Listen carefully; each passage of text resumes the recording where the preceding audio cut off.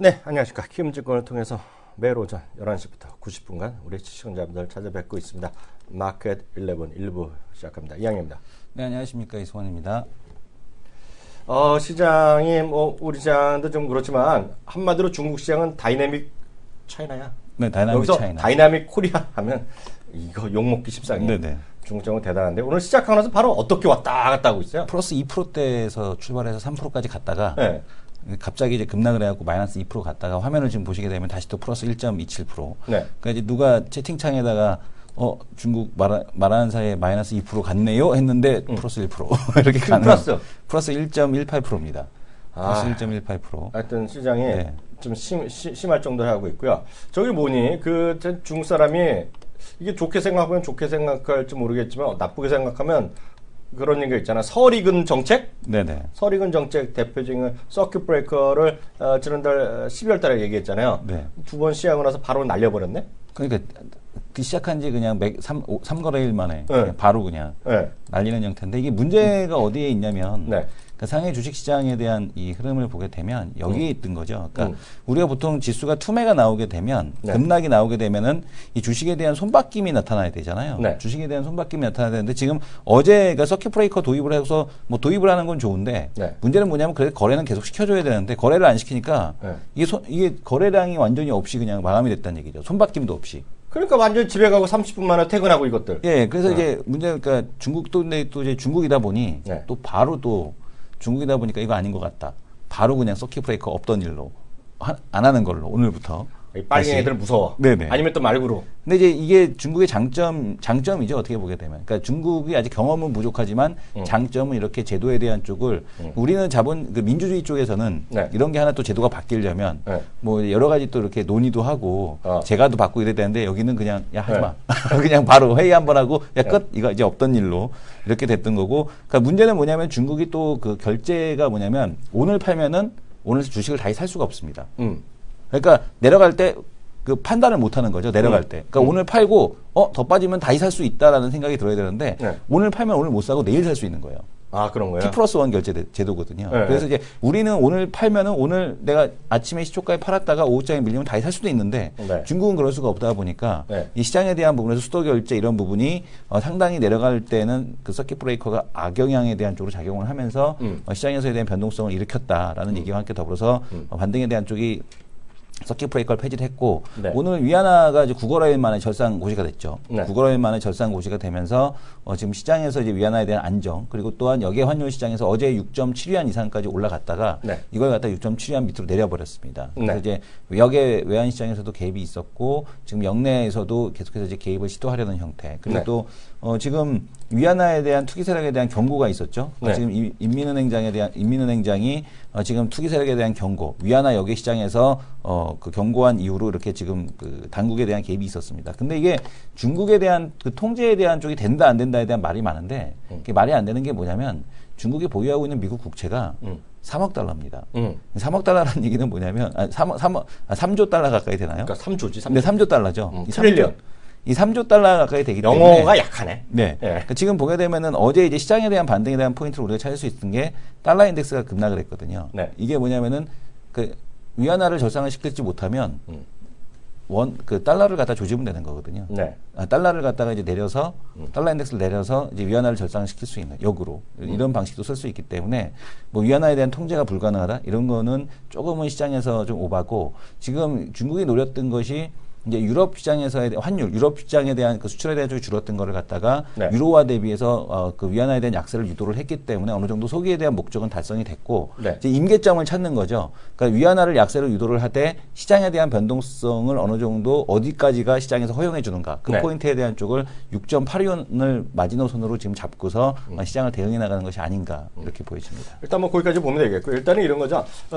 앞서 이제 좋게 생각하면 아니다 싶으면 바로 바꿨다는 건데 네. 그걸 이제 동전의 양면이잖아요. 네. 뱅가드 자산 운영하면 세계 최대 자산 운용사 중에 하나잖아요. 네. 블랙락 뱅가드 뭐 네네. 이렇게 하면 정말 알아주는 건데 오늘 이런 얘기하고 있어요.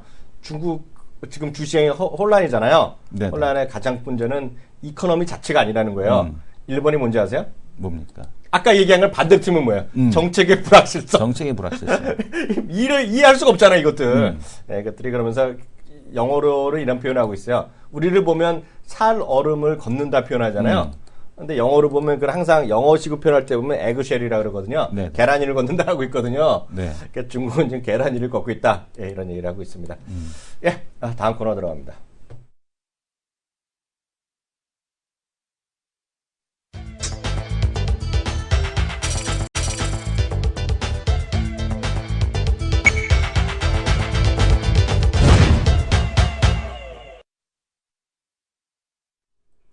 이 코너는 일주일에 한 번 갖고 좀 부족하다는 느낌이 좀 듭니다.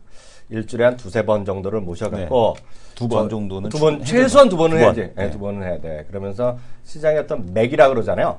네. 급소를 딱 잡는. 급소만 잡아주는 게 아니라 급소도 잡아주시지만 디테일하게. 그러면서 우리의 마음의 양식. 그쵸. 자기는 한국경제TV, 네네. 나는 또 머니터리 방송에 얘기할 때 하나의 좀 밑거름이 되는 자양분을 얻는 분인데요. 우리는 얇을 빡이죠. 배움은 얇고 많이 먹는 그렇죠. 가깝다식이지만 이분은 달라. 배움이 깊어. 어느 분인지 소개 좀 해주세요. 네, NTN 김종효 해설위원 모시겠습니다. 네, 안녕하세요. 안녕하십니까. 역시 위안화 얘기 안 할 수 없을 것 같아요. 네, 아까 방금 두 분이 얘기하시는 것도 들었는데요. 저도 뭐 비슷한 의견이긴 합니다만, 지켜봐야 될 요소는 어쨌든 트렌드라는 거죠. 네네. 지금 이게 일시적으로 진행되고 멈출 것이 아니라 네. 변곡점은 잠시 있을 수 있으나 위안화 약세를 어쨌든 바라고 있는 바니까. 그렇죠. 그래서 전국 정부가 어느 정도 허용하고 있는 바니까 이게 쉽게 바뀌지 않을 거라는데 좀 우리가 방점을 찍어야 될 것 같고요. 그러면 이게 궁극적으로는 각 산업에 어떤 영향을 미치느냐 이렇게 좀 살펴보는 게 핵심인 것 같습니다.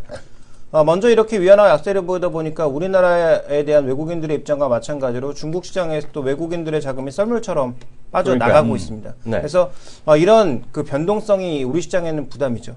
그러니까 중국에서 돈이 빠져나가면서 중국 경제가 만약에 휘청거리면 우린 더 휘청거리는 거 아니냐라는 그런 시각이 있을 수가 있고요. 또 하나 이제 살펴봐야 될 것은 위안화 환율이 이제 약세를 보이면서 중국 그 사람들의 소비력이 둔화될 수 있다라는 거죠. 네네. 그러니까 어저께 분명히 위안화로 한 12위안 했던 게 갑자기 내일 되니까 11위안 한다. 네. 그러면 그 중국 내에서 제품을 살 때는 덜 저항을 받겠지만 만약에 해외 쪽에서 뭔가를 주문할 때는 저항을 받을 수 있다라는 거죠. 분명히 네. 어저께까지는 1,000원이었는데 왜 오늘 1,100원이야? 네. 이렇게 이제 생각해 볼 수 있다라는 것입니다. 그래서 그런 부분들이 우려가 된다면 우리 시장 내에서는 유커 관련 업종들에 대해서는 부담을 받을 수밖에 없는 입장이고요. 그러니까요. 또 하나 이제 살펴봐야 될 건 중국과 경쟁하는 업종에도 당연히 부담이 될 수밖에 없겠죠. 그렇지 않아도 가격 경쟁력이 이 중국에 비해서는 굉장히 밀리고 있는데, 그리고 또 하나 이제 이유로 내세우고 있는 게 뭐냐면 중국이 인도네시아 환율과 최근에 워낙 격차가 벌어져서 네. 이런 쪽과 이제 그 흐름을 또 맞춰가기 위해서 올린다라는 시각도 있거든요. 오늘 외신을 보니까 그런 얘기도 나오더라고요. 뭐 태국이라든지 인도네시아, 인도 등 주변 국가들의 달러 변동성을 네. 비교해봤을 때 위안화가 그동안 워낙 덜 변했기 때문에 네. 우리 위안화를 더 위쪽으로 보낸다, 더 약세로 보낸다라는 그런 시각도 있는데요. 그런 관점에서 보면 반대로 우리 입장에서는 또 타격이 오는 거죠. 그렇죠. 지금 경쟁하는 그런 업종들에게는 당연히 타격이 될 수밖에 없는 상황이어서 그런 부분들의 여러 가지 부담들이 현재 우리 시장에 작용을 하고 있는 것 같습니다. 그래서 네. 향후 이제 위안화의 좀 방향을 보시면요. 일단 우리가 살펴봐야 될 게 위안화 약세가 추가적으로 이제 정부가 방조하면서 원화 약세가 같이 나타나고 있다라는 점. 그래서 90년대부터 2000년대 초반까지는 우리나라 원화는 절대적인 엔화 추종성이었죠. 그래서 그렇죠. 엔화가 움직이는 대로 거의 복제하면서 움직였는데요. 최근에 이제 위안화는 거의 고정되다시피 하다가 점점 이 규제들을 풀기 시작하면서 자율변동 환율제는 아니지만 조금씩 변동성이 커져가고 있는 국면이고요. 거기다 정부가 고시환율 자체를 계속 조정하면서 환율이 움직이다 보니까 우리나라 원화의 레벨이 거의 비슷하게 쫓아가고 있는 국면입니다. 그래서 이런 환율 변동성 자체가 원화 약세로 가게 되면 원화 약세도 정도껏 가야 되는데 속도 문제라든지 레벨 문제로 인해서 외국인들이 빠져나가는 그런 입장을 자꾸 만들고 있기 때문에 우리 입장에서 좀 부담스러운 요인이고요. 그 다음에 지금 말씀드렸던 것처럼 그 중국의 무역 수준은 계속 급증하고 있음에도 불구하고 외환 보유액이 급격하게 빠지고 있는 것은 네. 결국은 중국에 투자했던 투기자본들이 굉장히 빠른 속도로 돈을 걷어서 빠져나가고 있다는 것을 방증하고 있기 때문에 네. 이와 관련된 불확실성, 그러니까 중국이 그렇지 않아도 구조조정을 산업별로 꽤 해나가고 있는데 외국인 자본들이 빠져나가면서 일부 개별 기업들의 이 부도라든지 이런 것들이 나타날 가능성이 충분히 있다라는 것이고요.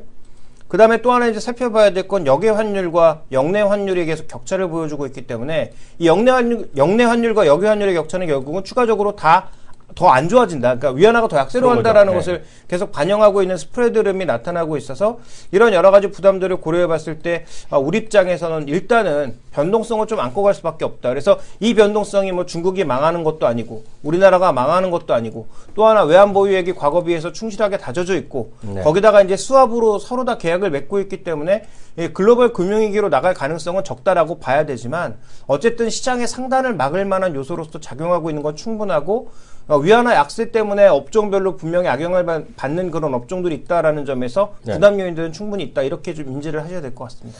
그 여기 잠깐 얘기하고 있죠. 그 뭐 산업 얘기인데 얘기가 됐지만 위안화는 어떻게 될 것 같아요? 저는 뭐 아까 좀 전에 이제 네. 그 이성훈 교수님 얘기랑 저도 동일한데요. 네. 일정 부분까지는 더 약세로 가다가 네. 일정 레벨에서는 정부가 관리를 하지 않을까라고 보고 있습니다. 좀 네. 증시도 마찬가지라고 보고 있는데 네. 뭐 증시 뭐 빠지기 시작하면서 최근에 외신 내용들만 보면 마치 중국이 그 정말 나락으로 떨어질 듯한 그런 의견들을 많이 내놓고 있지만 저는 그 과거 5천선에서 떨어질 때도 마찬가지였듯이 이번에도 마찬가지로 한 2천선 부근에서는 3천선 부근에서는 강력한 배리어를 치고 물론 네. 3천선을 지키겠다가 아니라 3천선 정도의 레벨을 크게 벗어나지 않는 선에서의 방어력 보이지 네. 않는 그런 손으로 방어할 가능성은 충분히 있다라고 보고 있기 때문에 환율 시장, 그다음에 주식 시장, 양 시장 모두 아직까지는 그래도 중국 정부의 손아귀 안에 있다 이렇게 네. 보고 있습니다. 이 교수는 그 위안화 좀 어떻게 멈출 것 같아요? 어떨 것 같아요? 일단은 중국에서의 목적은 달성이 됐다고 보고 있습니다. 네. 왜냐하면 이제 유로화 대비해서 그 중국이 작년에도 이제 그 위안화를 건드렸던 이유에 네. 대한 쪽 그 보고서가 어디 나오냐면 어저께 이제 NH투자증권에서 이제 그 보고서를 냈었는데 네. 중국이 이제 환율을 건드렸던 구간이 이제 어느 쪽인가에 대한 쪽을 보게 되면 이제 네. 환율에 대한 부분이 유럽 수출에 대한 쪽이 감소할 때, 네. 그러니까 중국 전체 수출에서 유럽 수출에 대한 쪽이 감소하는 구간에서 그러니까 유럽 수출이 감소하면 중국의 전체 수출이 감소하는 것거든요. 그렇죠, 이제 그렇죠. 이런 구간에서 지속적으로 환율을 건드려서 그거를 갖다 끌어올리는 형태에 대한 모습을 보여줬다는 얘기입니다. 네. 그래서 지금 보게 되면 EU 수출이 급격하게 줄어들었기 때문에 여기서부터 이제 환율에 대한 쪽을 건들기 시작을 했고 네. 이 부분이 다시 한번 또 6.8위안 대, 그러니까 시장에 영향을 미치지 않으면서 그러니까 유로화 대비해서 약세를 시연을 하고 유럽 수출에 대한 쪽을 회복하는 구간이 6.8위안 전후라고 보고 있는 거거든요. 그래서 네. 이거 정도 전후에서에 대한 흐름이 아마 마무리되지 않겠느냐. 그래서 지금 위안화에 의한 변동성에 대한 쪽은 시장에서 이제 그 저거를 계속해서 이제 왔다 갔다 하고 있지만 네. 이 흐름에 대한 쪽은 거의 다 왔다라고 보고 있고요. 그래서 지금 위안화 유로 환율에 대한 쪽, 약세에 대한 쪽을 다시 이제 더 이상 강세에 대한 쪽을 가는 걸 막았거든요. 그래서 네. 어느 정도 목표에 대한 쪽을 달성이 돼서, 그러니까 여기서 굳이 더 환율을 건들게 되면은 시장에서의 자본 유출 문제라든가 이런 게 생기기 때문에 네. 여기서 이제 인민은행장이 투기 세력 경고, 그 다음에 시장에 대해서에 대한 지금 보게 되면 컨트롤을 하겠다라고 하고 어제부터 이제 여객 시장에 대한 개입이 있었거든요. 네. 근데 중국에 대한 쪽을 우리가 이제 함부로 보면 안 되는 게 뭐냐면 재작년이죠. 재작년에 환율 시장에 대한 쪽이 투기 세력들이 위안화는 사놓으면 무조건 강세로 가니까 위안화 무조건 사자 포지션이 있었고 구리 깡해갖고 위안화 사고 뭐 해서 맞아. 그 그런 거 위안화 있었죠. 투기하고 막 했었잖아요. 재작년에. 재작년에 했었잖아요. 네. 근데 그걸 갖다가 인민은행장이 그거 하지 말라고 하고 네. 나서 환율을 확 방향을 틀어버렸잖아요. 그러니까 중국은 그럴 만한 힘이 있다는 얘기죠. 그러니까 중국은 그럴 그 정부 당국에서 그러니까 뭐 이렇게 찔끔찔끔 우리나라처럼 이렇게 방어하는 게 아니라 아예 그냥 한 방에 확 방향을 틀어버리고 네. 그걸 갖다 정책적으로 막아버리기 때문에 그러니까 네. 우리나라는 뭐 그런 게 말이 되냐 뭐 이러면서 민주주의 사회에서 그런 게 말이 되냐라고 얘기하지만 네. 중국은 그런 거 없죠. 네. 하지 말라면 하지 말아야 되는 거거든요. 그래서. 그러니까 그게 무섭다라는 거죠. 그러니까 환율에 대한 컨트롤이 안 된다는 얘기는 좀 시장에서 서방 세계에서 되게 이제 언론들이 네. 많이 부추기 그거를 갖다가 이제 확대 재생산하는 그런 경향에 대한 쪽이 강하다라고 보고 있습니다. 저는 약간 두 분의 의견이 네. 뭐 동의도 하는데 전 의견이 사실 없거든요. 네. 근데 하나 제 화면 잠깐 좀 보고 넘어가겠습니다, 비대님. 제 화면 좀 화면을 잡아주시면요. 오늘 지금 미국에서 크게 떨어지고 전 세계를 한 거는 딱 이거 하나입니다. 이게 뭐 한겨레 정도면 우리가 얘기를 안 하잖아. 조중동이면 로이타에서 무슨 얘기를 했냐면요. 고위 소시통이나 소스라는 걸 잡아갖고요. 소스를 했는데요. 차이나가 원투 퀵 빠르면서도 가파른 추가적 평가 절하를 요구하고 있다는 얘기예요. 근데 앞서 이제 중국 인민은행이 얘기했잖아요. 네. 근데 여기 내용을 보면 그 중국은행이 지금 엄청나게 욕먹고 있다는 얘기하는 거예요. 여기 보시면 이게 약간 영어 공부해야 되는데요. 중국의 중앙인민은행이 엄청나게 커가는 압박을 받고 있다는 건데 누구한테 압박을 받고 있어? 폴라스의 어드바이저가 누구한테? 형님들한테. 형님들은 누구야? 그 윗사람들이잖아요. 일사람한테 욕을 먹는데 뭘 욕을 먹냐면 너희들 찌끔찌끔하게 관리하고 있다는 거예요. 그렇기 때문에 찔끔증을 관리하기 때문에 소위 투기 세력이 이런 애들이 계속 쇼트를 한다는 거야. 위안화를. 그럴 때 어떻게 하냐? 한 방에 10에서 15%가 확 내려버리는 얘기예요. 오늘 그런 얘기가 있었죠. 네, 그게 바로 로이터에서 나온 얘기예요. 그래서 이것 때문이고 이게 얘네가 로이터가 우리나라 무슨 경제지나 일반 신문에서 나오는 게 아니기 때문에 그게 무서울 수 있다는 건데 이건 아무도 모르죠. 네네. 이게 현실화될지 모르겠지만 추가적으로 하나만 더 제 화면 한번 담아주시면 골드만삭스가 6.60 위안을 지난번에 12월 11일 날 우리가 바스켓 구성했잖아요. 그때 얘기했고요. 뱅크 오브 아메리카가 그러니까 올해까지죠. 그러니까 올해 말까지입니다. 내년이라는 건 잘못 썼는데요. 위안화 가치가 8% 추가하면서 6.9 위안 갈 거라 얘기하고 있고요. 다이완은 7.50 위안 얘기하고 있고요. 또 네덜란드 한 회사는 7.7 위안을 얘기하고 있어요, 지금요. 그래서 저는 이게 뭐냐면 추가적인 위안화의 환율의 하락은 불가피하다는 생각을 갖고 있고요. 물론 저는 그런 제 개인적인 생각이에요. 그리고 이것은 지금 하나만 더 말씀드리면 금값이 좀 올라가고 있잖아요. 네네. 금값 화면 잠깐 봐주세요. 네. 금값 한번 보죠. 내가 금 보게 되면은 지금 금값이 네. 급등하고 있죠. 금을 누가 사냐면 지금요. 뭐 달러 사람처럼 중국 애들이 요즘 금을 좀 다시 사고 있다는 얘기를 많이 하고 있거든요. 지금요. 금을요. 근데 왜냐면 이런 거예요. 지금 중국에서는 어찌됐건 뭐 돈은 여력이 있지만 중국에서 지금 하고 있는 말은 대한민국의 1997년이랑 똑같다는 일부의 주장이 있어요. 1997년에 우리나라는 아무 문제 없다고 계속 얘기했거든요. 그래서 조금씩 관리하고 했는데 빵 터진 거잖아요. 그래서 금을 사는 애들이 있다는 거예요. 지금 중국 애들이요. 돈 많은 사람들 있죠. 제 화면 마지막 하나 보고 다음 주제에 넘어갈 텐데요. 지금 금 말고 또 오르는 게 뭔지 아세요? 뭐가 오르고 있습니까? 금도 불안하잖아. 채권 가격이 오르고 있죠. 아, 그렇네. 금도 했다가 금은 내가 돈 많은 사람이 금을 샀는데 저 새끼가 말이야, 세금도 없이 막 돈을 탈취할 수 있잖아요. 네네. 제 화면 잡아주세요. 이게 뭔지 아세요? 정말 오래하면 봤을 텐데요. 이게 비트코인입니다. 비트코인이 2017년에 엄청 올랐었잖아요. 네네. 그게 알게 모르게 4분의 1 토막이 났거든요. 네. 지금 막 급등하고 있는데 이 비트코인은 아무도 모르지만 중국 사람이 사고 있다는 얘기 지금요. 지금 비트코인도 외신에서 가끔 얘기하죠. 요새 보셨죠? 계속 나와요. 예. 예. 하여튼 시장에서 하여튼 그렇게 변동성이 커져 있기 때문에 하여튼 여러 주장이 있다는 거. 그래서 저는 내린 결론은 어떻게 될지 모르겠지만 글로벌 금융시장의 변동성 여전하다라고 보고 있고요. 그러니까 이제 시장이 좀 돌아오죠. 좀 냉정하게요. 위안화 환율에 따라서 산업은 어떻게 될까요? 예, 산업별로 보면 이제 가장 이제 눈에 들어오는 게 자동차하고 IT 쪽이거든요. 그러니까 IT 쪽도 부품을 공급하는 쪽, 뭐 장비를 공급하는 쪽보다는 완제품을 만드는 쪽에 문제가 좀 생길 가능성. 그래서 지금 중국에 뭐 일본만큼은 아니지만 중국에 이제 굉장히 유명한 가전업계 이런 데 가보면 네. 과거에 그래도 90위권에 LG 삼성의 이름이라도 보였는데 지금은 이름 자체가 완전히 사라졌다라는 건데 네. 이제 이름만 사라진 게 아니라 제품도 이제 사라질 가능성이 뭐 있다라는 거죠. 왜냐하면 가격 경쟁에서 밀리는 데다가 뭐 이런 식의 변동성이라면 굳이 네. 그 비싼 가격의 제품을 사겠느냐라는 것이 시각이고요. 또 네. 자동차 같은 경우에도 마찬가지죠. 실제로 전기차는 우리가 이미 중국에 많이 밀리고 있는 형국 아니겠습니까? 뭐 네. 판매 대수 뭐 이런 쪽뿐만 아니라 뭐 기술력도 우리가 단순하게 낮다 이렇게 얘기할 수 없는 국면이거든요. 왜냐하면 비아디라든지 몇 개 기업들이 워낙 앞서서 치고 나가고 있는 부분들이 있기 때문에 그런 부분들을 생각해 볼 필요가 있고 그래서 내구 소비재라든지 대표적인 유커 수혜업종인 화장품, 면세점 이런 쪽은 만약에 위안화 약세가 추가적으로 이어진다면 당연히 부담을 받겠죠. 그렇죠. 그렇지만 상대적으로 이제 국내 내수 쪽의 역할이 강한 그리고 이제 다른 모멘텀이 강한 뭐 제약업종이라든지 뭐 음식료 쪽이라든지 담배라든지 이런 쪽은 오히려 견조하게 버틸 수 있다라는 거죠. 그래서 상대적으로 좀 피해갈 업종과 피해 업종이 나뉘고 있는 상황이니까 이렇게 위안화 약세에 좀 연동될 수 있는 그런 종목군들에 대해서는 다소간의 좀 주의가 필요하지 않나라고 보고 있습니다. 요즘 매니에는 미디어 이럴 줄 어떻게 보세요? 미디어 쪽은 좀 괜찮게 괜찮다고 보고 있어요. 봐요, 맞죠? 왜냐하면 이제 중국도 미디어 소비 자체는 증가하고 있는 측면이 분명히 있고 중국에서 아마 제가 보기엔 우리나라 그동안 바이오 쪽에 많이 손을 댔다면 네. 이제는 아마 미디어 쪽으로도 손을 더 많이 댈 가능성이 있거든요. 뭐 레드로버 이런 거 산 것뿐만 아니라 오히려 더 대기업들과 계속 협업을 맺고 아니면 YG라든지 SM이라든지 이런 쪽과 계속 협업을 맺어서 뭔가 컨텐츠를 키워나갈 가능성이 충분히 있다라고 보고 있고요.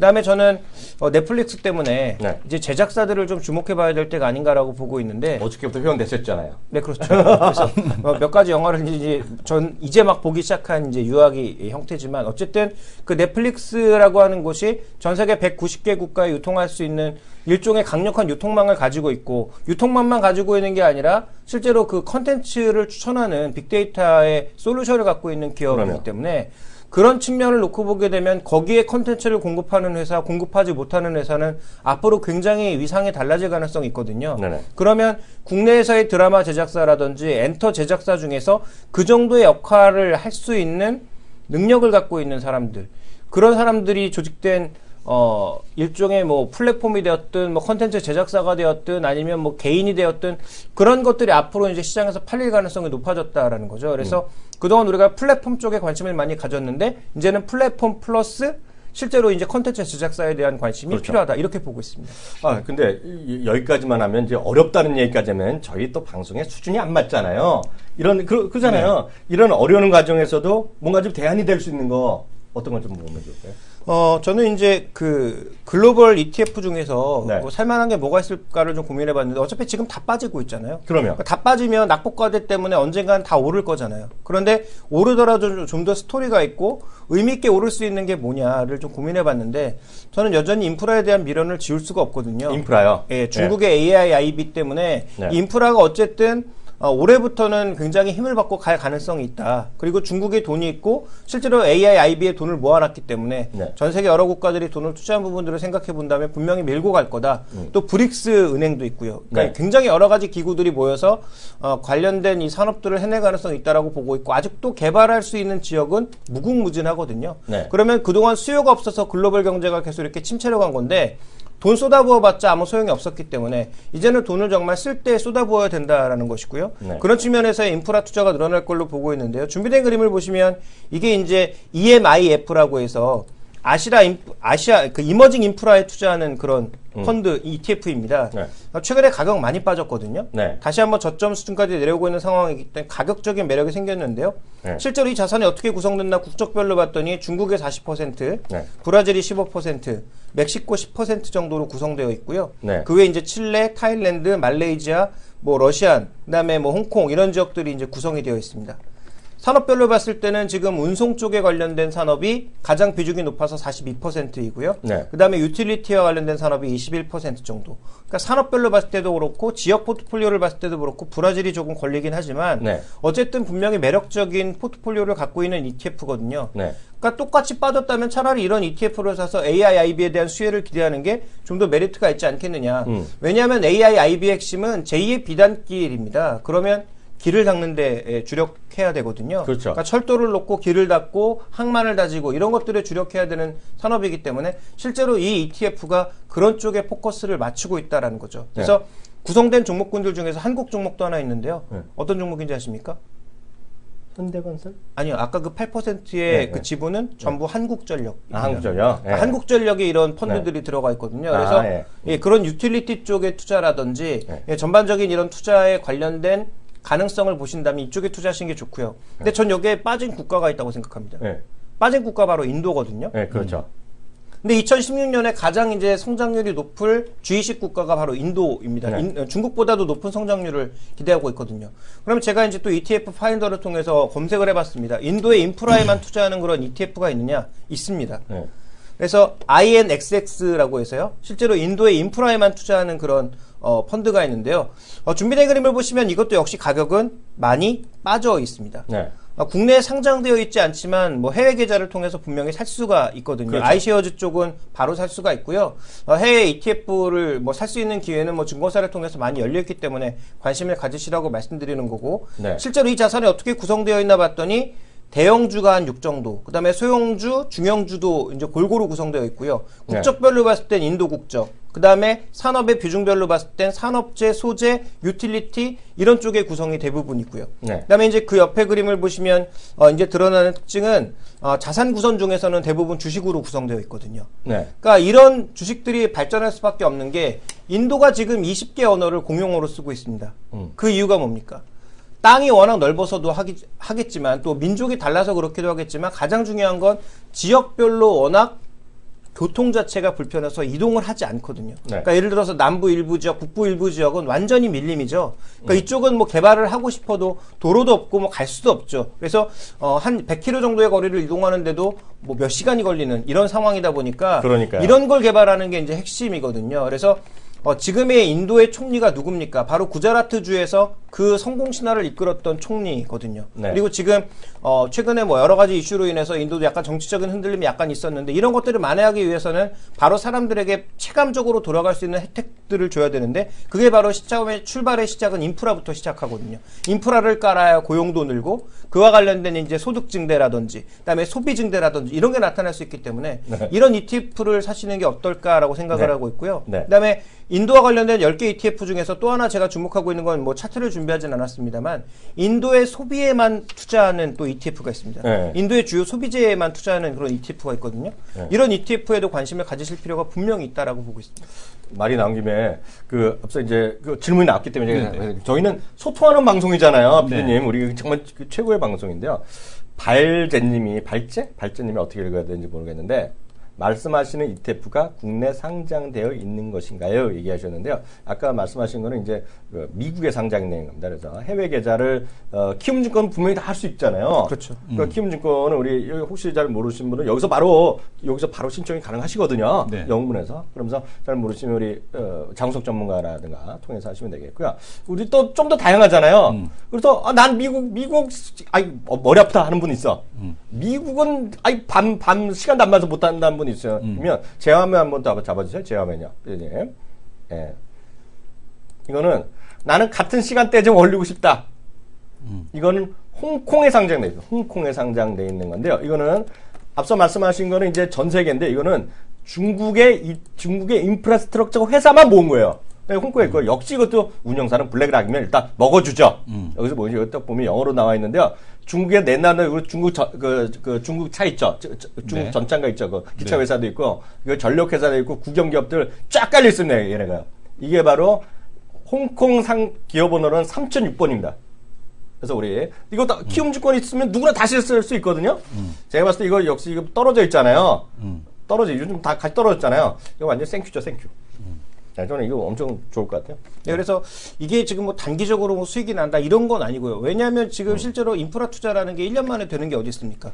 예를 들어서 우리나라 서울에서 부산까지만 고속도로 뚫는데도 시간이 꽤 걸리거든요. 그러니까 지금 말씀드리는 이런 그 ETF들은 단기간에 뭐 투자해서 뭐 수익이 크게 난다 이런 개념보다는 장기로 투자해서 정말 큰 이익을 보자. 적어도 뭐 한 3배에서 4배 정도의 이익을 기대하고 가는 그런 ETF이기 때문에 지금부터 분할 매수의 관점으로 뭐 저축 개념으로 생각해 보시면 좋지 않을까라고 보고 있고요. 그러니까요. 어차피 올해 이제 그 AIIB가 시작하는 것이고 저는 뭐 저 혼자만의 원대한 꿈일지도 모릅니다만 AIIB와 만약에 유럽의 그 융커 플랜이 만약에 만난다면 그게 중앙아시아 지역을 중심으로 에너지 프로젝트와 함께 좀 더 넓은 범위에서 여러 가지 형태로 만약에 만나게 된다면 가장 우리가 주목할 지역 중에 하나는 또 동유럽 지역이라고 보고 있습니다. 그래서 이 동유럽 지역에 관련된 투자라든지 또 중국과 상대적으로 그 힘을 발휘할 수 있는 아세안 지역 쪽에 투자할 수 있는 그런 ETF들도 있다면 그 구체적으로 이제 투자를 좀 늘려나가시는 그런 방향이 필요하지 않나라고 보고 있습니다. 가시기 전에 하나만 더 얘기죠. 아까 우리 오면서 얘기했던 거 있죠. 그 CS가 또 이제 사람들 하도 시장이 어려우니까 CS에 관심이 없는데요. CS 아시는 분들이 그때 라스베가스 몇 명 가셨죠? 네. 에너지 생생한 얘기 좀 하나 해주세요. 지금 많이 올라오고 있는 것 중에서 유일하게 반도체를 전시한 데가 삼성전자거든요. 네네. 3D 낸드를 올리고 있거든요. 그러니까 앞으로 서버 용량이 급격히 증가하고 속도가 중요하기 때문에 이 3D 낸드가 중요하게 작용할 가능성이 있다라는 측면에서 삼성전자가 가장 이제 바보 같은 종목이고 투자 안 할 만한 종목이라고 생각하시겠지만 향후 IoT 기기에서 가장 중요한 게 SOC입니다. 시스템 온 칩이거든요. 그러니까 이와 관련된 기술을 갖고 있는 회사가 전 세계 몇 개 있습니까? 거의 없거든요. 인텔, 그다음에 뭐 퀄컴, 그다음에 삼성 정도거든요. 그러면 우리나라에 이런 삼성이라고 하는 회사가 있는 게 저는 축복이라고 보고 있기 때문에 이런 주가 하락에는 사야 되는 거 아닌가 이렇게 판단하고 있고요. 또 하나 이제 주목해봐야 될 건 VR에 대한 관심이 그 어느 때보다 높다라는 거죠. 정말 많은 사람들이 가서 보고 있고 TV 쪽에도 사람이 많았지만 TV보다 2배 이상의 사람이 많았던 곳이 바로 VR이다. 오늘 뉴스 보셨잖아요. SK그룹인가 거기도 뭐 삼성이고 LG고 뭐 사장들이 가서 이거 쓰고 있는 거 보셨잖아요. 그래서 그 VR에 대한 관심이 그만큼 지대하다라는 거죠. VR에 대한 관심이 높은 가장 결정적인 이유는 게임과 이런 쪽으로만 생각하시면 안 됩니다. 저는 실사 체험을 생각하고 있거든요. 여행 콘텐츠라든지. 그러면 아니면 또 하나 주목해 볼 만한 건 콘서트장에 가지 않아도 콘서트의 실황을 그대로 느낄 수 있는 그런 공간감 있는 음장 기술과 그 다음에 이제 공간 기술이 확장하고 있는 상황이기 때문에 그냥 콘서트장에 간 것처럼 나 혼자 내 방에서 미친 듯이 떠들어도 되는 거죠. 물론 아래 윗집에서 욕은 먹겠지만 그런 이제 형태의 그 콘텐츠들이 앞으로 팔릴 가능성이 충분히 있다라는 것이고요. 뭐 CNN 뉴스에서도 막 서브사고 그러잖아요, 지금요. 예, 그렇습니다. 그래서 그런 여러 가지 그 상황들이 분명히 있는 것이기 때문에 이제 야구 경기장에 가지 않아도 된다라는 거죠. 그러니까 슈퍼볼 이런 거 보러 가지 않아도 된다라는 거죠. 슈퍼볼 경기를 마치 내가 그 안에서 들어가서 보는 것처럼 볼 수 있는 그런 영역들이 VR 기기를 통해서 열리고 있기 때문에 그런 쪽에는 분명히 시장에 관심이 많다라는 점은 주목해 보실 필요가 있겠습니다. 제가 가시기 전에 하나만 더 분위기가 오늘 어떤가. 이런 얘기는 분위기가 좀 좋은 날 해야 되는데 코스피가 좀 보합가 넘으면 빨간셈 얘기하려고 했는데 이게 VR 하면 많은 분들이 게임 얘기 하시잖아요. 어찌되었건 간에. 근데 대한민국 게임은 일본 게임에 2년 정도 뒤졌다고 얘기를 하고 있어요. VR 쪽에 가는. 근데 VR 쪽은 어찌되었건 성인 쪽에 관심이 많아요. 그래서 지금 일본의 주식 워낙 관심이 많은데 지금 인도도 마찬가지 일본에 관심이 많은데 게임인데 일본의 게임을 보는 사람은 거의 다 성인의 이런 그런 게임주에 관심이 많아요. 진짜로 제가 말씀드리는데 이거 하나 잠깐 보여줄까 말까. 그 미국의 소니가 제 화면 잠깐 잡아주세요. 소니가 잠깐만 두 분 VR 잠깐만. 게임도 잠깐만 기다려봐요. 제 화면 잠깐 잡아주세요. 이게 상당히 중요한 개념인데요. 이게 이렇게 나왔는데요. 이게 보면 그쪽 좀 약간 성인 쪽 있는 산업에 관련된 분들이 있잖아요. 네네. 그쪽 분들이 약간 우리 식으로는 데모를 했어. 데모라고는 자기네들 발표를 했어. Isn't the real thing. VR은 가짜라고 얘기하고 거기에 협회 뭐 나름대로 단체 사람들이 우리 식으로 보면 시위까지는 아니지만 발표를 했어. 왜냐면 그만큼 위기감을 느낀 거예요. 지금요. VR 그쪽 비즈니스 있는 분들은. 왜냐면 이번에 플레이보이 작년 12월 판이죠. 플레이보이 작년 12월 판부터 플레이보이 야한시 누드산이 없어졌고 진짜로요? 그래갖고 플레이보이 작년 12월 판을 이제 농담이 아니라 100권 수백 권을 사는 애들이 있어요 지금요. 진짜로. 다 매진됐어요 그게. 웬만한 데서. 그래서 그게 벌써 값이 오르고 있어요. 플레이보이 작년 12월 판. 이게 마지막 그거거든요. 누드 나오는 거거든요. 그래서 그만큼 대변혁이 여기서도 이루어지고 있다.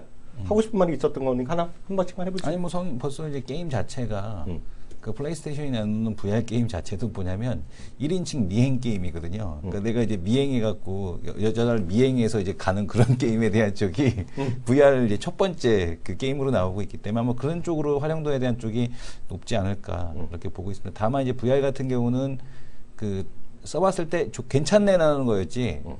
정말 뭐 현실감이 느껴지지는 않았거든요, 사실은. 그러니까 이거 3D 좀 발전된 3D구나. 나중에 더 개선되겠죠. 네, 그런 거를 좀 느꼈었고. 왜냐면 이제 VR을 써봤기 때문에 느낀 거는 발전된 3D 정도, 그 정도로 좀 보고 있습니다. 그러니까 이제 뭐 정말 뭐 저는 생뚱맞은 얘기인데요.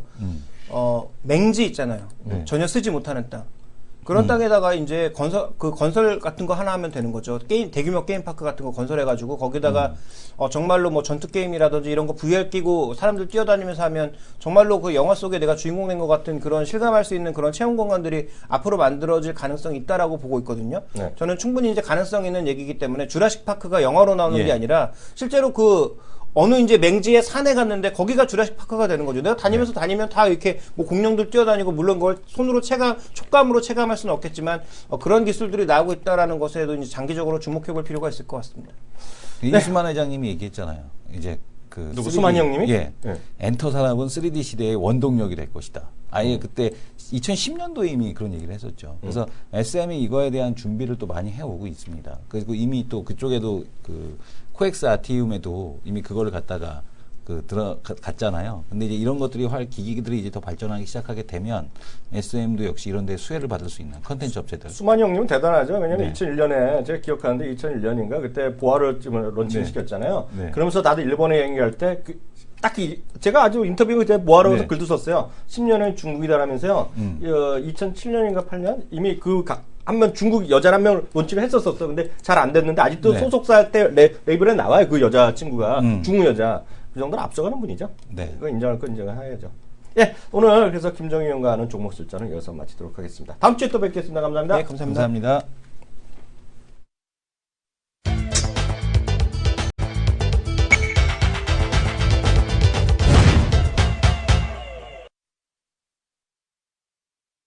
네, 이슈들 듣고 어떤 것부터 해볼까요? 아마존 아까 이제 그 시스템 온칩을 하는 회사가 많지 않다라고 했는데 아마존 참 무섭습니다. 반도체 시장. 예, 아마존이 자체 브랜드로 반도체 시장을 진출을 했거든요. 그러니까요. 아마존사나 안나푸르나랩스가 반도체 관련 부품 회사를 타사 납품 계획을 밝혔다라고 얘기를 하고 있고요. 그래서 지금 보게 되면은 그 아마존이 작년 1월 달에 인수한 이스라엘 반도체 회사. 근데 현재는 지금 미국 실리콘밸리에 본사가 있고요.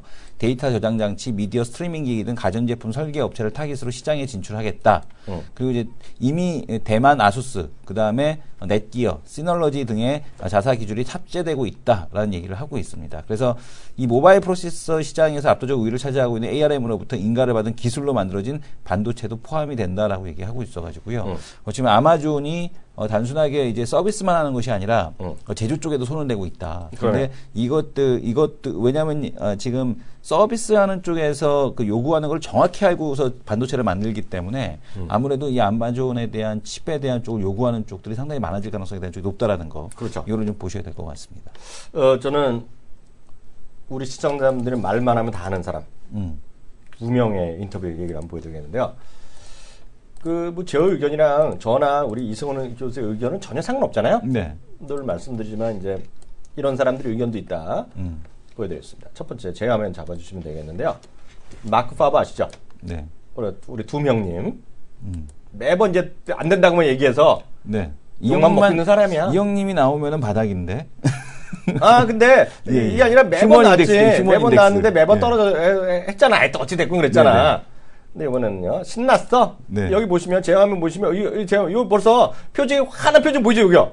화나잖아 이 양반이 지금 얼굴이. 사진이 사진 보이네. 살아있잖아 벌써. 네. 오늘 출연한 사진 했는데요. 주식이 떨어질까는 얘기야. 그래서 S&P 기준으로 놀라지 마세요. 20에서 40% 떨어진다고 합니다. 떨어질 거라고 얘기하는 거예요. 근데 여기는 이 사람 또 한마디야. 다들 중국 얘기하고 있는데 여기 보면 It's not China's fault 하는데요. 중국이 이게 잘못이 아니라는 거예요. 왜냐하면 자기가 그동안 미국 주가 떨어진다고 할 때 중국 때문에 떨어진다고 했거든요. 그래서 중국 얘기하는 건 희생양일 뿐이다. 스케이프 오브 트라우드는 희생양을 영어로요. 희생양이고요. 진짜 문제는 미국이란 얘기예요, 여전히. 그래서 미국의 제조업이 꺾였다. 뭐 이런 얘기 하는 거예요. 그래서 이 양반은 20에서 40% 떨어질 거라고 마크 파버 얘기했고요. 또 한 명. 예전에 우리나라 IMF 때 보면 이분 와가고 뭐 사고 뭐 잠깐 친하게 지냈던 우리 조지 소로스 형님 있죠? 조지 소로스 형님. 이름이 조금 아쉽긴 한. 아쉬워? 네. 제 화면 이것 역시 잡아주세요. 조지고 슬퍼. 제 화면 잡아주세요. 화면 좀 잡아주세요, 피디님. 여기 보시면 소로스는 2008년 크라이시스 위기가 전 세계 다시 왔다. 이런 얘기하고 있습니다. 2008년 위기가 이제 와 있는데요.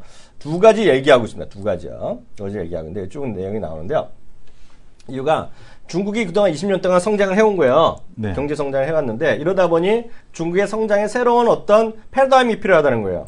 거기까지 보면 똑같아요. 시진핑이랑 얘기하는 거가.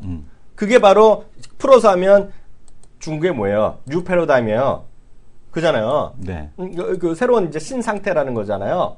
그래서 그걸 맞는데 문제는 그거에 따라서 그걸 새로운 시대를 가기 위해서는 지금 상황은 위안화를 꺾게 된다는 얘기예요. 그래서 위안화가 떨어질 거란 얘기예요. 소로스 얘기는. 그래서 시장이 그게 첫 번째 큰 요인이 되겠고요.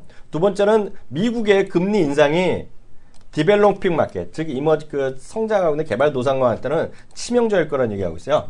그래서 지금 2008년 전 세계 어떤 금융위기가 지금 7년은 다시 올 것이다. 상당히 어렵다는 얘기를 하고 있습니다. 소로스가. 그래서 7년 안에 다시 올 것이다. 아니요. 7년 만에 다시 왔다 지금. 다시 왔다. 이 사람 얘기는 지금 시작됐다는 얘기야. 2008년 금융위기가요. 그래서 그런 얘기도 있다. 물론 전혀 말도 안 된다 얘기하고 있어요. 바로 여기 보시면 제가 화면 다시 한번 보시면 여기 딱 써 있잖아. 지금은 절대 아니다. 패닉하지 말아라. This is no 2008년이라니. 그런 의견도 있어요. 그래서 다양한 의견이 있다는 걸 제가 말씀드리는 거예요. 그렇지만 이렇게 다양하게 엇나갈 때는 한쪽에 다시 튀는 거죠, 지금요. 그렇게 보시면 될 것 같아요. 그래서 시장에서 그래서 이제 왜 지금 의아하신 게 생각하시는 거 있을 텐데 왜 제약바이오가 이렇게 또 세지? 라는 생각을 하시는 분들이 있을 겁니다. 근데 이게 왜 그러냐면 이게 이제 핵심 포인트인데 지금 미국의 금리 인상에 대한 쪽이 상반기에 없을 수 있다. 라는 얘기를 하고 있습니다. 6월 상반기까지도 역걸음을 칠 가능성, 제로금리를 벗어난 미국 금리가 길게는 6월 상반기까지도 역걸음을 칠 가능성. 그러니까 지난번 FOMC 회의 의사로 공개되고 나서부터 움직이고 있는 거거든요. 그러니까 제약바이오 이런 쪽들이. 그러니까 지금 고성장, 그러니까 고퍼주들에 대한 움직임이 이렇게 다시 개선되고 있다라는 거. 요거를 좀 볼 필요가 있을 것 같고요. 지금 6월 기준 금리가 추가 인상될 확률이 65%. 네. 처음으로 50%를 넘겼는데 반면 3월 금리 인상 확률은 44%로 떨어졌다라는 네. 얘기를 하고 있습니다. 그래서 이번에 3월달 금리 인상에 대한 쪽이 되지 않는다라면 네. 시장에서 그 확률이 만약에 떨어진다. 그러니까 근데 그 이유가 뭐냐면 왜 이렇게 되냐면 중국 때문이라는 거거든요. 그렇죠, 그렇죠. 중국 때문에. 그러니까 중국 때문에 금리 인상에 대한 쪽을 이번에 늦추게 된다라면 시장에 대한 흐름이 여전히 뭐 코스닥 개별주 장세. 최근에 코스닥이 되게 강한 이유가 이런 것들을 좀 베이스로 해갖고 상대적으로 전 세계에서 지금 제일 시장 좋은 시장이 코스닥이거든요. 전 세계에서. 그러니까 왜 이런 형태에 대한 흐름이 나타나는지 이런 부분을 시황하고 같이 엮어서 좀 이해할 필요가 있을 것 같습니다. 제가 하면 잠깐 보고 나서 다음 코너 넘어가겠는데요. 이게 비슷한 얘기예요. 지금 보면 뭐 1월달 금리 인상 물 건너갔다 네. 얘기하고 3월이다 뭐 얘기하고 있는데 그래서 제가 한번 잡으시면 지금은 경련의 논쟁, 레커 총재, 에반스 다 연방의 총재잖아요. 예? 축복고 있는 사람인데요. 한 명은 4번이다, 한 명은 2명이다. 예, 그래서 이런 논쟁이 치열하게 이루어지고 있다. 무슨 얘기인지 아시겠죠? 그만큼 계속 말씀드리지만 시장은 하나의 의견이 있는 게 아닙니다. 그리고 대한민국 증권사 의견은 죄송하지만 중요한 게 없어요. 대한민국 증권사의 의견은 딱 한 군데만 들으면 돼. 어딘지 알아? 어디야? 어디입니까? 키움증권. 당연하지. 네. 키움증권에 우리 마영님 정도 나왔을 때, 네, 네. 마영님 정도, 마영님 나올 때 보면 들어야지. 다른 증권사 얘기는 다 쓸데없는 소리야. 지금은 특히. 특히 예를 들어서 뭐 자꾸 안 된다고 얘기하는 동부증권의 삼성 SDS는 그런 걸 들을 필요도 없어. 네. 그거 기분 나빠 그런 거. 맞더라도 기분 나쁜 거지 그런 거. 그래서 네. 계속해서 말씀드리면 다양한 의견 보시면 될 것 같아요. 그래서 시장에 대해서 이제 나쁘게 안 보는 게 뭐냐면 아까 이제 중국에서 수출 비중이 가장 좋게 보는 게 유럽이라고 그랬잖아요. 네. 근데 지금 유럽 실업률이 4년 만에 최저치를 지금 기록을 했습니다. 그러니까 유럽 아까 어제도 볼 때 글로벌 그 EPS 이익 추정치 동향에 대한 쪽에서 이익이 개선되는 쪽이 유럽이었잖아요. 네. 그러니까 유럽 시장에 대한 쪽의 경기가 회복이 되고 있다라는 거. 그것이 이제 결국에는 중국이 위안화 환율을 회복하면서 유럽에 대한 수출에 대한 쪽이 늘어나면서 중국 수출이 자연스럽게 개선될 수 있는 환경을 갖췄다라는 점. 네. 이런 거를 좀 볼 필요가 있겠고 중국이 여기다가 이제 뭐 이번 주에는 안 나올 것 같지만 네. 뭐 구정 전에 뭐 지준율 인하라든가 지준율 인하? 네. 아니면은 뭐 재정 정책에 대한 그 실시에 대한 얘기를 하게 된다라면 시장은 또 빠르게 또 반등에 대한 쪽도 가능하다 이렇게 보셔야 될 것 같습니다. 그 하나만 더 말씀드리면 이제 나스미디어가 힘이 좋다고 말씀하셨는데요. 이렇게 보셔야 될까? 앞서 넷플릭스 얘기하시고 어제 네. 실검 1위로 올라갔잖아요 저녁 때요. 네네. 근데 많이 써보신 분 계실 텐데요. 그 불평하시는 분 벌써 많이 봤어요. 네. 뭐 볼 게 없다. 뭐 그 딱 보면 하우스 오브 카드가 없다 또 얘기하시는 분이 계시는데요. 저는 그런 거 제가 4년째 돈 내고 있다 그랬잖아요. 그 회사에. 근데 보면 그게 중요한 게 아니라 그것이 갖고 올 김정일 위원도 얘기했지만 그것이 갖고 올 어떤 그 이 컨텐츠 환경의 변화 그게 핵심이라는 거죠. 근데 궁금한 건 자막도 주나? 이제 이 양반이 미치겠네. 하우스 오브 카드가 왜 어저께 안 들어왔는지 알아요? 왜요? 한글 자막이 아직 안 된 거예요. 그러니까 그래서 웬만한 것들은 다 한글 자막하고 일부 어저께 공개된 거 일부는 한글 그 더빙까지 들어간 게 있어요. 더빙까지? 예. 그래서 그게 무서운 거예요. 예. 그리고 이게 뭐 나중에 또 말씀드릴 기회가 있겠지만 우리나라는 제가 보기에 가입할 사람 별로 많이 없어요. 왜냐하면 우리나라는 미드나 거기에 매니아들이 별로 없어요. 우리나라는 해봤자 한국 드라마에 미쳐있는 뭐 그런 사람들이 많잖아요. 그래서 그게 없는데 이게 중요한 거는 이제 거기에 다들 본다는 거죠. 왜냐하면 7불 99불 한국 돈은 지금 10,000원이거든요. 10,000원이면 왜냐하면 딱 보면 LG 유플릭스 이런 거 10,000원이면 다 되는데 왜 돈 내는 사람 많다는 얘기죠. 그게 중요한 게 아니에요. 앞으로 다 그걸로 본다는 거예요 이제요. 나도 나이 먹어서 그런가 육룡이 나르샤가 재밌더라고. 그런 거죠. 그런 거 보고 태블릿 보기 때문에 광고 자체가 조중동이나 신문에 광고할 게 아니라는 거죠. 그래서 낫습니다. 그리고 계속 말씀드리지만 리드 헤이스팅스가 이번에 CES에서 제 말대로 스피치 했잖아요. 그런 관해서 그런 변화의 관점에서 낫습니다 보는데 이것도 뭐 낫습니다가 뭐 계속 올라가겠습니까? 시장이 이런데. 그래서 그런 것들은 여러분들 하루 이틀 올라갔다고 좋아할 게 하나도 없다. 근데 네. 저는 그렇게 안 보는 게 뭐냐면 앞에서 말씀드렸던 고퍼주가 다시 올라갈 수 있는 환경이 조성되고 있다는 것까지 겹쳐지게 되면 그렇죠. 의외의 흐름도 또 보여줄 수 있다는 거. 그렇죠. 낫습니다. 저도 뭐 네. 엄청 좋아하는 거 알잖아요. 네네. 저는 이제 이게 겸손하게 네. 계속 올라가겠어 이런 얘기하는 거고. 하여튼 네네. 그렇게 보시면 되겠습니다. 다음 코너 들어갑니다.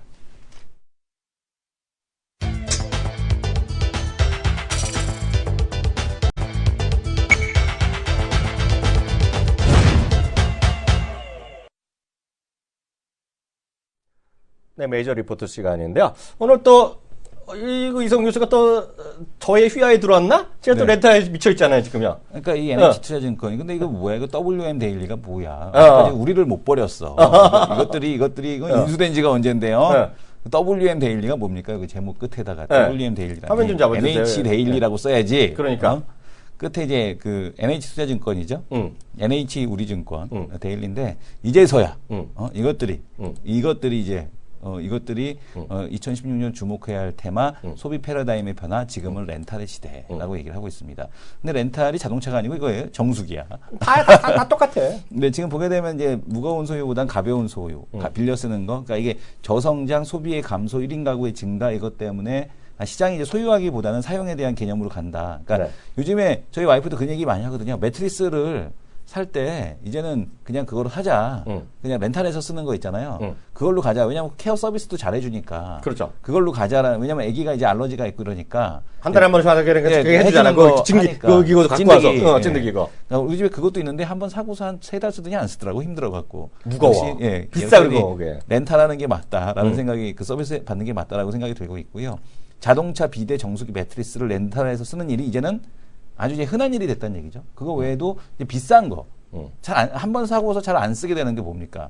그 러닝머신, 빨래머신 되는 거, 그 빨래머신하고 목걸이. 네. 그다음에 안마의자 처음에만 쓰고 나중에 안 쓰거든요. 렌탈해서 쓰고 집에 남는 그냥 거 있으면 나 하나 갖다 주라고. 그러니까 안마의자 나 줘. 안마의자, 가스레인지는 사도 생각될 것 같은데 피아노 같은 거 사실은 처음에만 좀 이렇게 하고 또 안 하거든 좀 지나고 나면. 애들 지나면 안 하죠. 안 하죠. 그러니까 이런 것들에 대한 저도 저 렌탈에서 썼어 첫째 낳았을 때 네. 그 애기 그거 있잖아요. 그 애기들 그 놓는 그 침대 그거를 렌탈해서 썼었거든요. 잘했네. 예. 왜냐면 어차피 그걸 사면은 안 쓸 것 같아서 그렇죠. 한 번 그때밖에 안 쓰니까 한 몇 개월. 네. 근데 이게 뭐냐면 소유보다는 사용의 가치를 중요시하는 공유 경제가 확산이 되고 있다라는 겁니다. 그래서 1인 가구에 대한 증가, 합리적인 소비, 그다음에 저성장, 그리고 이런 것들에 대한 쪽들이 이 렌탈에 대한 서비스에 대한 쪽, 심지어 타이어도 렌탈한다는 넥센 타이어. 이거는 좀 나중에 속옷도 렌탈하겠어요. 그래서 지금 보게 되면은 이 합리적인 렌탈에 대한 너무 나갔어. 흐름들이 나타나고 있다. 그래서 코웨이가 매트리스 케어 서비스를 하죠. 그래서 네. 빠르게 성장하는 국내 렌탈 서비스 시장에 대한 쪽 지속이 되고 있는데 특히 산업기기 장비 쪽에서도 렌탈에 대한 비중, 개인용품 전부 다 뭐 할 것 없이 자동차 거 할 것 없이 전부 다 이제 그 늘어나고 있다는 얘기예요. 에지 네트웍스 매출 1위가 빨래시야, 빨래트. 네, 그게 그렇죠. 그 빨래트. 얘기하는 거야, 에지 네트웍스 얘기하는 거야, 얘가. 네네. 그래서 딱 보면 알아야지. 그렇죠. LIG 이거 NH 투자증권? NH죠, NH. 얘 예쁜 놈이네. 네네.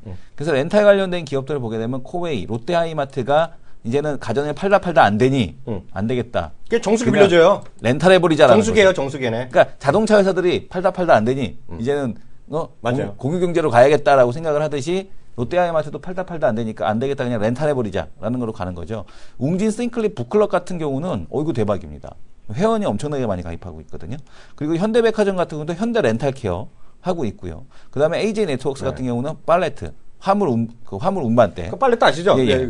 저기 하는데. 예. 그다음에 뭐 스카이라인, 뭐 그러니까 지금 뭐 AJ 네트워크스 같은 경우는 이 산업용 장비 렌탈부터 시작해서 IT 장비에 대한 렌탈 자체를 다 하고 있고 빨래트 매출이 한 50% 넘을 거래요, 전체 매출에서. 예, 렌탈 사업에 아예 특화된 회사죠. 그죠? AJ 그러니까요. 렌터카는 뭐 밑에 주차장까지 하잖아요. 한샘, 쿠쿠전자, 넥센타이어는 글쎄요. 저는 아마 넥센타이어는 저런 거겠죠. 네네. 스노우 타이어 정도 하겠죠. 네네. 예. 그래서 이런 것들에 대한 쪽이 들어가고 있다라는 걸 보셔야 될 것 같아서 이 공유경제와 관련된 종목군들에 대한 쪽의 흐름들 여기서 올해 또 이렇게 새로운 어떤 성장 동력에 대한 쪽으로 나타날 가능성이 있다라는 거 이걸 보셔야 될 것 같습니다. 딱 이것만 이해하시면 되겠습니다. 오늘 수치가 안 나왔는데요. 뭐 네. 나왔을 건데 저는 이제 포인트만 잡으면 우리나라는 전체 GDP에서 아직까지 소유를 하려고 그래 자꾸.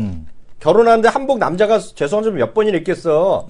한복 결혼하는 분도 이거 그 뭐냐 남자들 주위에 많아야 3번이더라. 네. 겉옷 입는 거 뭐라 그래? 마고자? 네. 뭐는 말 있잖아요. 한복이요? 한복 남자들 겉옷. 그거는 많이 렌탈하죠. 그러니까 겉옷 입는 거 몇십만 원 하는데 그거 렌트하면 되거든. 네.